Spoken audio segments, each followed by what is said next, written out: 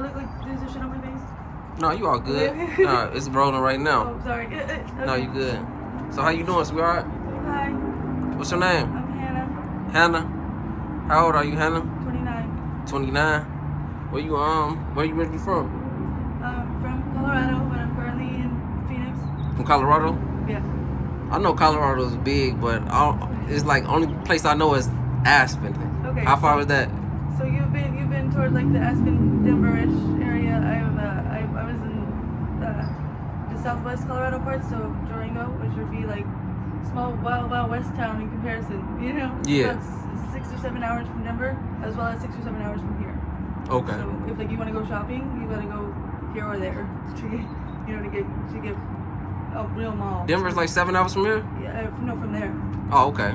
That's crazy. It's like kind of more in the middle toward like Pueblo-ish, and I was in like the corner near New Mexico. Yeah.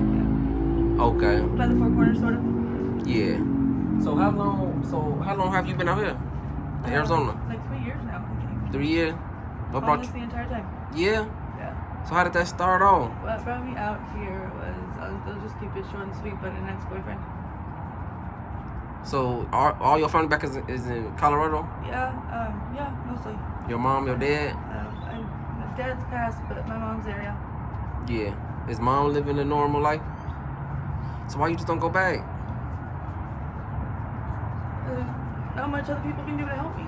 You know, mom lives a normal life, but she's not like balling out to where she can support all her kids. You know. Yeah. You got more brothers and sisters? Yeah. Yeah. They support me in a way that if I needed like to talk, sure. So when did this downfall happen?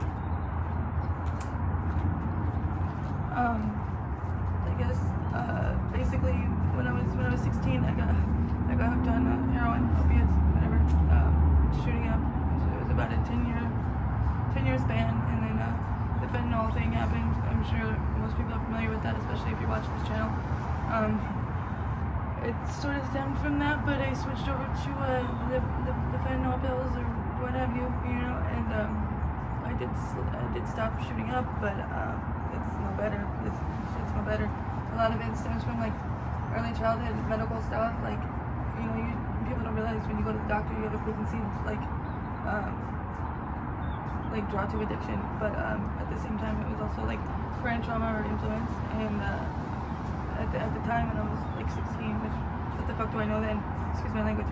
But and then it stemmed from there to continue on instead of being going to treatment or rehab, and sort of just like trauma after trauma after trauma.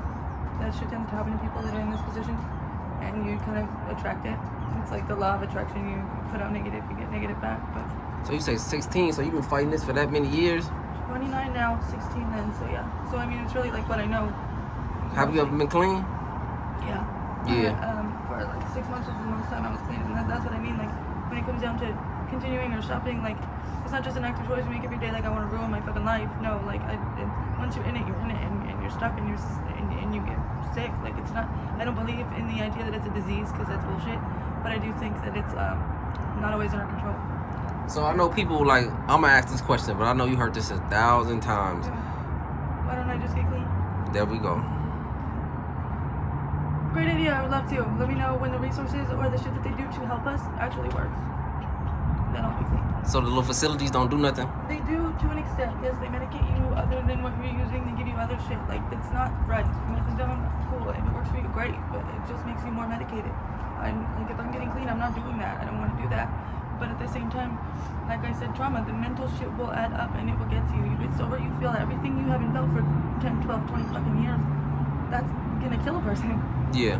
Otherwise, physically, all the pain comes back, and that's all something I can handle because I'm stronger than that. But at the same time, like, I don't even know what step to take to go forward from here. Yes, they have like places like CAS or the shelter. I don't have an ID. Can't get an ID without this or that, whatever. Which blah blah blah. We've all heard that shit. But like, you literally need money to get that shit, and then you need a social to get the other shit. You can't just do it. You can't just walk in and be like, "Oh, I'm homeless, help me." No, they'll kick you the fuck out. You can't walk into a grocery store without being kicked the fuck out. Like, they look at you, your profile. Like, I had a security guard at QT tell me, "Oh, get out of here." I was getting water. "Oh, get out of here." Oh, I was like, "What are you talking about? I've never been trespassed from here." He said, "Oh, I've done kicked all y'all out of here by now." I said, "So what? All of us homeless people?" sorry to bother you type shit. So it doesn't matter. It's not everywhere, but most places you'll get that because there are homeless people that do fucked up shit. There are homeless people that are gross and fucking leave trash everywhere. But not every one of us is out here to fuck up the fucking parking lot. We just want to get a drink. Yeah. And not be harassed. What's so crazy is that it's people that I see out here, and they look real like the Asian and all that type of stuff. I'm like, you look pretty nice, just like you just need to, Yeah, I could look nicer, but no, I try. There, like I said, there are people that are kind of normal. Like, there's a huge SMI population out here, which means serious mental illness. Yeah. So, granted, I look a little bit neurotic. Yeah, I fucking am. Everything's stressful. Everything. I wish you was around when I gave all them clothes. Them clothes is your size. Awesome. It's okay, but I can go to like a shelter place. Some places give out stuff, but like I gotta get a bus pass to get there. You'll be around when you have clothes. I'm sure. God works in mysterious ways. He's cool. But I don't believe in the church, but I do believe in God. My daughter may be your size, so I may give you something. Oh, that'd be really cool. And anything is a blessing. I mean, just a change of clothes is great. You got cash up? I don't have a phone right now. I had a phone, but it got stolen. You're gonna hear that shit every single time you do an interview. It's gonna be about people stealing their shit. Excuse my language again. I'm sorry, but that's all I hear is I don't have a phone. Or I don't have, or my shit got stolen. I had that, but it got jacked, or they. Yeah.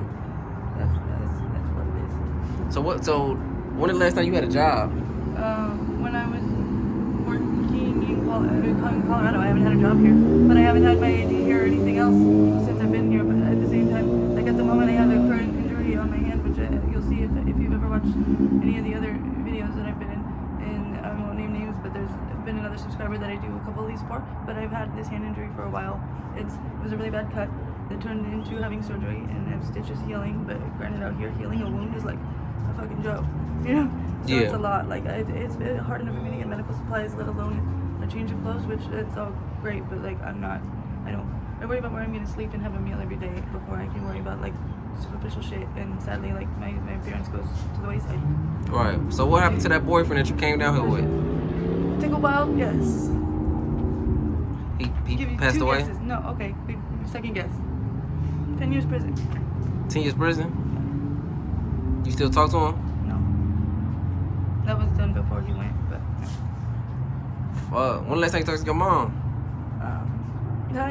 Weirdly, I ran into a friend out here that went to school with me in Colorado. It was really cool, like I said, God. But he was in contact with my sister for me, and hopefully he got in touch with me. They know I'm alive. This You got their number? No. Even if I did, it's hard enough to. I found a payphone. I did find a payphone. I won't tell you where because then you guys mess it up.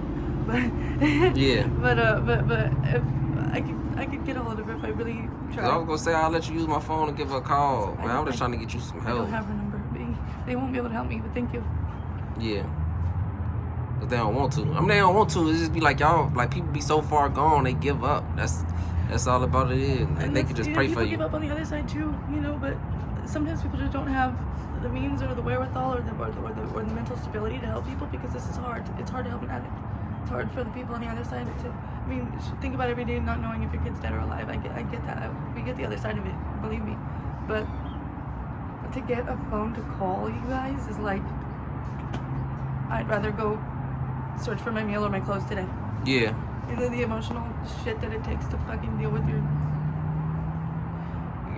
real life is like, it's like when people who have a job and a real life and a car and a house and all those things, okay, think about if you get up and get your kids ready for school and stuff, you have like bills and shit that you don't want to talk about or think about, you have to go to court, your court shit's gonna be the last thing on your mind. Yeah. Just like, I don't want to deal with my family trauma or my problem, fuck that. I'm gonna have other shit to deal with today that's immediate, like the people jacking my shit, I'll deal with them first, then I'll call my mom. 3 days later, I don't call my mother. So how you get money? How you get money? How you get money to survive out here? I don't. Huh? You got to be getting something. You survive. You really fucking don't. I mean, it's like it's. I mean, granted, I fly a sign. I look for blessings from other people. Like, granted, people think that that's like degrading or whatever, but it's more degrading to go steal shit from people or do fucked up grimy shit. Either that or you do have to go steal some food or whatever. Granted, I don't agree with that either, but I don't think that it's right for people to throw away a grocery store worth of shit when it's still fucking good. And you can't go in the trash because you'll get arrested. So yeah, pick one. You can't go in the. You get arrested for going in the trash can. Dead ass. Yeah, I literally had a friend buy, and I'm gonna keep putting QT on blast just because that's what the fuck they're on. But I had a friend buy a pizza from QT, like $20 fucking pizza. Not even a homeless person. He was on a bike. He's a friend to us. So comes outside to share his pizza. There's maybe 3 of us standing there. It wasn't like a ton of people, which I get that. You don't want a congregation of people in front of your door. Understandable. It's a business. Okay, you want to make money. We're not over here sleeping in your fucking doorway. No, we're eating the pizza from your establishment.